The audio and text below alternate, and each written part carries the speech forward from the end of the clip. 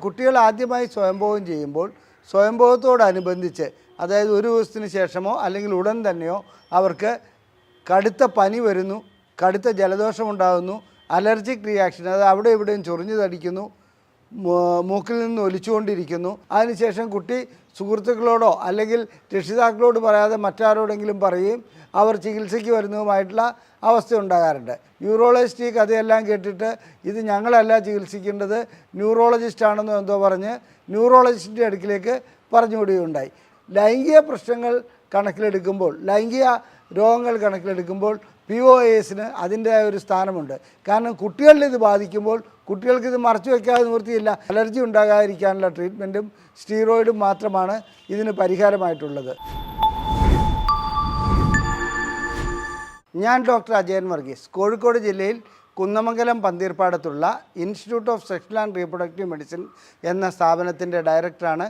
International association of sexual medicine practitioners modern medicine എന്ന അസോസിയേഷൻ്റെ ചെയർമാനുമാണ്.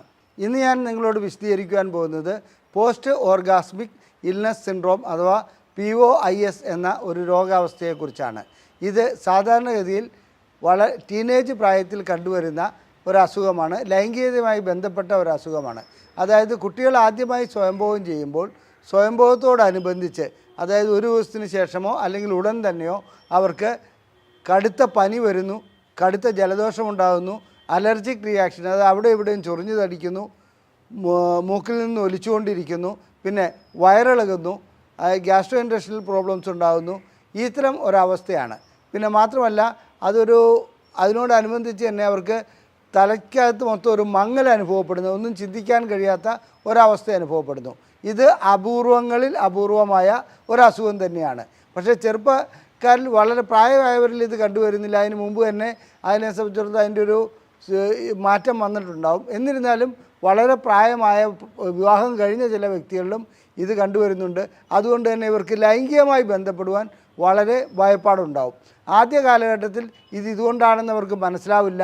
സ്വയംഭോഗം ചെയ്തതിന് ഉടനെ തന്നെ ഉണ്ടാകുകയാണെങ്കിൽ ചിലപ്പോൾ അവർ ചികിത്സ തേടും. പക്ഷേ 13, 12 അല്ലെങ്കിൽ 12, 13, 14 വയസ്സുള്ള ഒരു കുട്ടിയെ സംബന്ധിച്ചിടത്തോളം അവരിത് രക്ഷിതാക്കളിൽ നിന്ന് മറച്ചു വയ്ക്കും.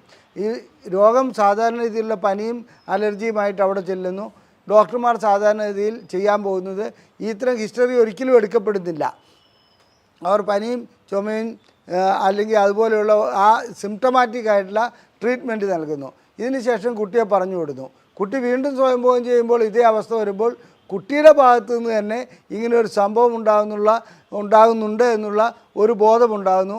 അതിനുശേഷം കുട്ടി സുഹൃത്തുക്കളോടോ അല്ലെങ്കിൽ രക്ഷിതാക്കളോട് പറയാതെ മറ്റാരോടെങ്കിലും പറയുകയും അവർ ചികിത്സയ്ക്ക് വരുന്നതുമായിട്ടുള്ള അവസ്ഥ ഉണ്ടാകാറുണ്ട്. ഞങ്ങളെ സംബന്ധിച്ചിടത്തോളം ഞങ്ങളുടെ ഇത്രയും കാലഘട്ടത്തിനിടയ്ക്ക് ആകപ്പാടെ ഒരൊറ്റ കേസ് മാത്രമാണ് വന്നത്.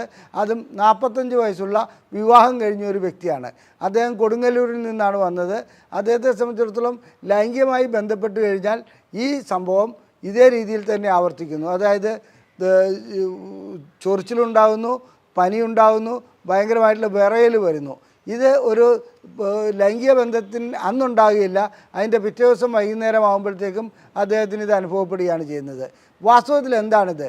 നാം ശുക്ലവിസർജനത്തോടുകൂടി ഓർഗാസം ഉണ്ടാകുമ്പോൾ അതിനോടുകൂടി ഉൽപ്പാദിപ്പിക്കപ്പെടുന്ന ചില ദ്രാവകങ്ങളും ശുക്ലത്തോടുകൂടി തന്നെ വരുന്ന മറ്റ് കെമിക്കലുകളും ശരീരത്തിന് തന്നെ അലർജിയായി മാറുന്നതാണ്. മറ്റൊരർത്ഥത്തിൽ പറഞ്ഞാൽ ഇതൊരു ഓട്ടോ ഇമ്മ്യൂൺ ഡിസീസാണ്. അതായത് സ്വന്തം വേലി തന്നെ വിളവ് തിന്നുന്ന അവസ്ഥ. നമ്മുടെ ശരീരത്തിൻ്റെ ഭാഗത്ത് നമ്മുടെ ശരീരത്തിന് മനസ്സിലാക്കാൻ കഴിയാതെ മറ്റ് ഒരു പുറത്തുനിന്ന് വന്ന ഒരു പദാർത്ഥമായി അതിനെ കരുതുകയും അതിനെതിരെ സിവിയറായിട്ടുള്ള ആക്ഷൻ നടപടികൾ എടുക്കുന്നതുമാണ്. അങ്ങനെ ഇമ്മ്യൂണിറ്റിയുടെ ഒരു ഭാഗം തന്നെയാണിത്. ശരീരം മറ്റ് പുറത്തുനിന്ന് വന്നതിനെയല്ല സ്വന്തം ഭാഗത്ത് തന്നെ എതിർത്ത് തോൽപ്പിക്കാൻ ശ്രമിക്കുകയാണ്. ഈ വ്യക്തി ഇവിടെ എത്തിപ്പെട്ടപ്പോൾ അദ്ദേഹത്തിൻ്റെ ഒരു ഹിസ്റ്ററി പറയുകയുണ്ടായി. അദ്ദേഹം എറണാകുളത്ത് ഒരു ആശുപത്രിയിൽ കാണിച്ചിരുന്നു. അവിടെ ചെന്ന് കഴിഞ്ഞപ്പോൾ അതൊരു വലിയ പ്രശസ്തമായ ഒരു ആശുപത്രിയാണ്. അവിടെ ചെന്നപ്പോൾ ആദ്യം ഇദ്ദേഹം കാണിച്ച ഒരു യൂറോളജിസ്റ്റിനെയാണ്. യൂറോളജിസ്റ്റ് ഈ കഥയെല്ലാം കേട്ടിട്ട് ഇത് ഞങ്ങളല്ല ചികിത്സിക്കേണ്ടത്, ന്യൂറോളജിസ്റ്റാണെന്നോ എന്തോ പറഞ്ഞ് ന്യൂറോളജിസ്റ്റിൻ്റെ അടുക്കിലേക്ക് പറഞ്ഞുവിടുകയുണ്ടായി. ന്യൂറോളജിസ്റ്റ് ഈ കഥയെല്ലാം കേട്ടത് സായിപ്പ് വെറുതെ എഴുതി വച്ചിരിക്കുന്ന ഒരു ഇതാണ്, സായിപ്പ് അങ്ങനെ പലതും കണ്ടുപിടിക്കും, ഇതിലൊക്കെ ഒരു കാര്യമില്ല, നിങ്ങളിതിനകത്ത് ഒന്നും ചെയ്യേണ്ടതില്ല എന്ന് പറഞ്ഞ് അദ്ദേഹത്തെ മടക്കി അയക്കുകയാണ് ഉണ്ടായത്. പിന്നീടാണ് ISRMനെ കുറിച്ച് അദ്ദേഹം അറിയുന്നതും ഇവിടെ ചികിത്സയ്ക്ക് വരുന്നതും. ചികിത്സയ്ക്ക് വന്നപ്പോൾ ഞങ്ങളത് മുൻകൂട്ടി സ്റ്റീറോയിഡുകൾ നൽകി, ചില മരുന്നുകൾ നൽകി അദ്ദേഹത്തിന് ഇത് ഉണ്ടാകുന്നുണ്ടോ എന്ന് പരിശോധിച്ച് നോക്കുകയുണ്ടായി. ആ സന്ദർഭത്തിൽ അത് ഉണ്ടാകുകയില്ല. അപ്പോൾ അത് ഓട്ടോ ഇമ്മ്യൂൺ ഡിസീസ് ആണെന്നുള്ളതിൻ്റെ ഏറെക്കുറെ അതിനകത്ത് പരിപൂർണമായിട്ട് ഞങ്ങൾക്ക് മനസ്സിലാക്കുവാൻ കഴിഞ്ഞു. ഇതിന് ശേഷം ബന്ധപ്പെടുമ്പോൾ എടുക്കേണ്ട ആൻറ്റി അലർജിക് മെഡിസിൻ ഒരാഴ്ച എടുത്തതിന് ശേഷം, അത് അലർജി ഉണ്ടാകാതിരിക്കാനുള്ള മെഡിസിൻ ഒരാഴ്ച എടുത്തതിന് ശേഷം വീണ്ടും ഒന്ന് ബന്ധപ്പെട്ട് നോക്കാൻ പറഞ്ഞപ്പോൾ സ്റ്റീറോയിഡ് ഞങ്ങൾ ഒഴിവാക്കി. ബന്ധപ്പെട്ട് നോക്കാൻ കഴിഞ്ഞപ്പോൾ അദ്ദേഹത്തിന് സിംറ്റം അതായത് വരുന്ന അവസ്ഥയിൽ കുറച്ച് കുറവ് കാണുകയുണ്ടായി. അപ്പോൾ ആ രീതിയിൽ അതിനെ ചികിത്സിച്ച് ഒരു പരിമിതി ഉണ്ടായിരുന്നു. ആ ചികിത്സയ്ക്ക് ഒരു പരിമിതിയുണ്ട്. ആ രീതിയിൽ ചികിത്സിക്കുവാൻ കഴിഞ്ഞു എന്നുള്ളതാണ് ഞങ്ങൾക്ക് പറയുവാനുള്ളത്. എല്ലാ POAസിനും ഈ ചികിത്സ പ്രായോഗികമായിക്കൊള്ളണമെന്നില്ല. മാത്രമല്ല അങ്ങനെ ഒരു ഇത് എന്നാഴ്ചയിൽ ലക്ഷത്തിൽ ഒരാൾക്കോ അല്ലെങ്കിൽ എന്നാഴ്ചയിൽ 2 പേർക്കോ മാത്രമേ ഇത്തരം അസുഖം ഉണ്ടാകുന്നുള്ളൂ. എന്നിരുന്നാലും ലൈംഗിക പ്രശ്നങ്ങൾ കണക്കിലെടുക്കുമ്പോൾ, ലൈംഗിക രോഗങ്ങൾ കണക്കിലെടുക്കുമ്പോൾ POAസിന് അതിൻ്റെതായ ഒരു സ്ഥാനമുണ്ട്. കാരണം കുട്ടികളിൽ ഇത് ബാധിക്കുമ്പോൾ കുട്ടികൾക്കിത് മറച്ചു വയ്ക്കാതെ നിവൃത്തിയില്ല. അച്ഛാ ഞാൻ ഇന്നലെ സ്വയംഭോഗം ചെയ്തു എന്ന് ഏതെങ്കിലും ഒരു കുട്ടിയുടെ അച്ഛനോടോ അല്ലെങ്കിൽ അമ്മയോടോ പറയാൻ പോകുന്നില്ല. ആ പനിയാണ് അല്ലെങ്കിൽ ഇതാണെന്ന് എഴുതി ഡോക്ടർമാരെ സംബന്ധിച്ചിടത്തോളം ഈ രീതിയിലുള്ളൊരു ചോദ്യം ചോദിക്കാൻ അവരുടെ മനസ്സൊട്ട് അനുവദിക്കുകയുമില്ല. കാരണം 13 വയസ്സായ കുട്ടിയോട് നീ ഇന്നലെ സ്വയംഭോഗം ചെയ്തിരുന്നുവെന്ന് മെഡിക്കൽ ഹിസ്റ്ററി എടുക്കുമ്പോൾ ആരും ചോദിക്കാറില്ല. അപ്പോൾ പിന്നെ കുട്ടി ഒരു നിവൃത്തിയില്ലാത്ത അവസ്ഥ വരുമ്പോൾ കുട്ടി ഡോക്ടറോട് ഇത് തുറന്നു പറയുന്ന ഒരു അവസ്ഥ വരികയാണെങ്കിൽ മാത്രമേ ഇത് POAS ആണെന്നുള്ളത് മനസ്സിലാക്കുവാൻ കഴിയുള്ളൂ. ലൈംഗികമായിട്ടുള്ള ബന്ധപ്പെടലിന് തടസ്സം സൃഷ്ടിക്കുന്ന അല്ലെങ്കിൽ ഒരു പ്രത്യേക രീതിയിൽ അതിനകത്തേക്ക് ലൈംഗിക വിരക്തിയല്ല ഭയപ്പാടുണ്ടാക്കുന്ന ഒരവസ്ഥ തന്നെയാണ് POAS. അതിന് ചികിത്സ ആ രീതിയിൽ ചെയ്യുകയാണെങ്കിൽ, വ്യക്തമായ കാരണങ്ങൾ കണ്ടുപിടിക്കപ്പെട്ടിട്ടില്ല, അതുകൊണ്ട് വ്യക്തമായ ചികിത്സയും ഇതുവരെ ആയിട്ടില്ല. എന്നാലും ഇതിൻ്റെ ഗവേഷണങ്ങൾ നടക്കുന്നുണ്ട്. അതനുസരിച്ച് മുന്നോട്ട് പോകുമ്പോൾ എന്താണ് ഇതിൻ്റെ കാരണം എന്നുള്ളത് മനസ്സിലാക്കാനും വ്യക്തമായി മനസ്സിലാക്കാനും അതിനനുസരിച്ചുള്ള ചികിത്സ നൽകുവാനും കഴിയുമെന്ന് പ്രതീക്ഷിക്കാം.